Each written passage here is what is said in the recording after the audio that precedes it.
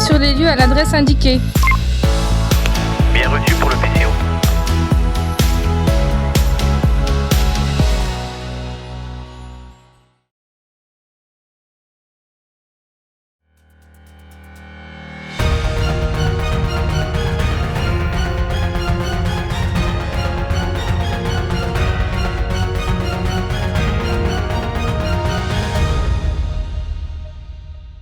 Bonsoir à tous, bienvenue dans votre journal du mercredi 22 juillet 2020. À la une de cette édition, chaque été ils sont nombreux à vouloir naviguer sur l'eau, certains passent même leur permis bateau. Un reportage à suivre dans un instant. Et la municipalité de Gourzon prend soin de son patrimoine, vous le verrez à la toute fin de cette édition.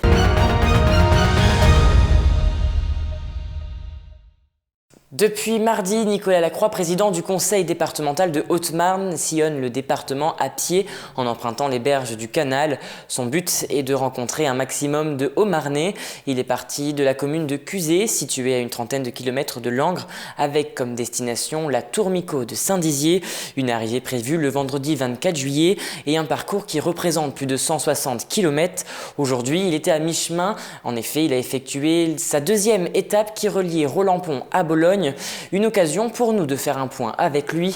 Écoutez ses propos recueillis par Antoine Regnault. On marche avec des élus, des Haut-Marnais qui veulent faire quelques mètres avec moi, quelques kilomètres.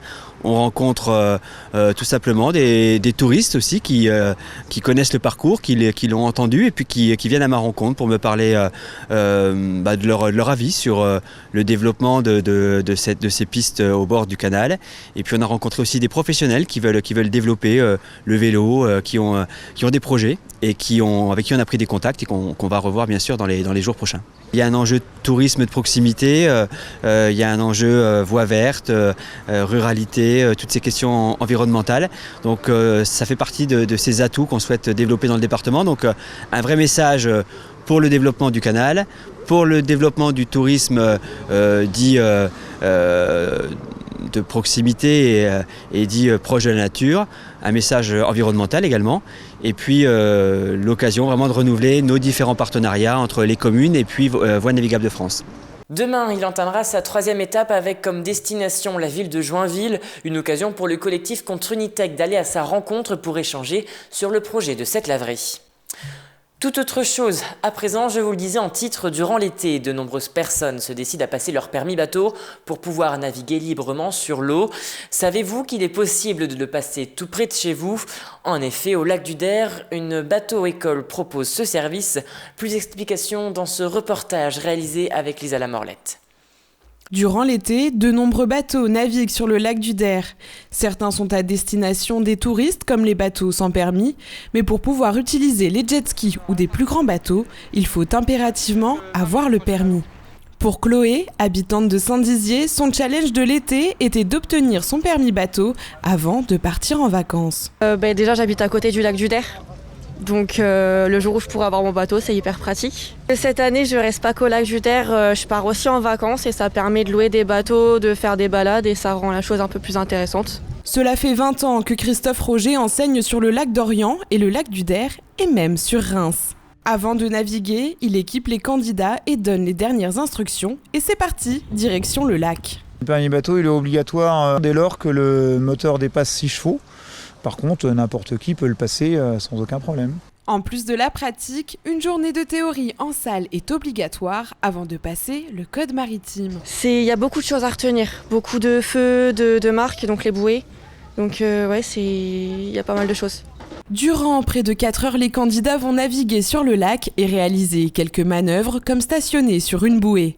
Mais ce n'est pas une mince affaire. C'est pas évident, c'est pas comme sur la route, c'est moins précis, on est un peu plus perdu parce qu'au final on n'y est pas tout le temps sur l'eau. Pendant ces heures de pratique, c'est Christophe qui évalue et note l'aptitude des candidats, il n'y a pas d'examinateur. La pratique est acquise, il ne reste plus qu'à passer le code. Une fois l'obtention du permis bateau, ils pourront naviguer sur les lacs mais également en mer avec un bateau de moins de 24 mètres. La mairie de Gourzon en Haute-Marne entretient son église. En effet, 7 vitraux ont été rénovés. Une belle conjugaison entre le patrimoine et l'art. Un sujet de Juliette Da Silva et Lisa Lamorlette. Ce matin-là, dans l'église Saint-Martin de l'ancienne commune de Gourzon, associée à Baillard-sur-Marne, les yeux étaient rivés vers les vitraux. En effet, après plusieurs semaines de restauration, les 7 vitraux qui ont subi les affres du temps retrouvent leur maison. Quand on laisse des vitraux s'abîmer de cette façon, ils vont continuer à se dégrader et puis un jour, il y a tout qui tombera, quoi. Donc c'était le grand maximum pour venir faire tous ces travaux-là. Le projet de restauration a été porté par l'association Histoire et Patrimoine de Près-sur-Marne, qui a également financé une partie des travaux en partenariat avec la mairie de Baillard-sur-Marne, qui y a majoritairement contribué. C'est quand même un édifice public que l'on doit maintenir pour les générations futures. Lynn Burlot est vitrailliste. Elle écume les édifices religieux de la région pour leur offrir un nouvel éclat. Ce chantier, elle est dessus depuis plusieurs semaines. Je pense que le plus difficile, c'était la rosace, parce que, déjà, il y a énormément de peinture, c'est quand même assez difficile.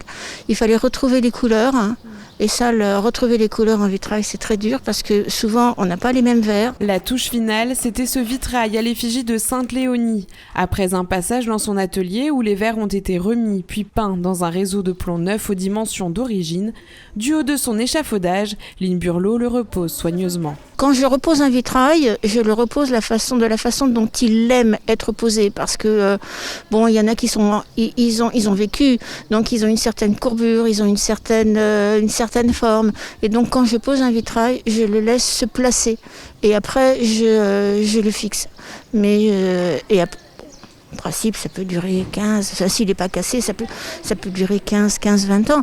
Mais il y a aussi les intempéries qui jouent aussi en compte. C'est-à-dire que le soleil qui va taper là sur la partie sud-ouest, le verre va chauffer, il va se détendre, il va se resserrer il peut casser. S'il peut qu'il y ait un petit problème dans la masse du verre ou un défaut, ça peut casser. Un moment de grâce pour cette ancienne danseuse. Je suis heureuse de les voir reposer en paix.